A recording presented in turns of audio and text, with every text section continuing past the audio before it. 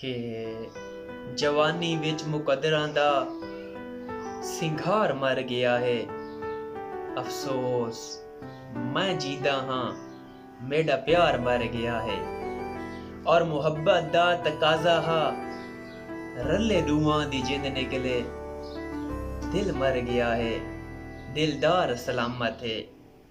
और जेड़ा उंगली दे इशारे ते कदी खलकत नू नचेंदा हा, इंज लगदा है मेरे अंदर ओ फनकार मर गया है।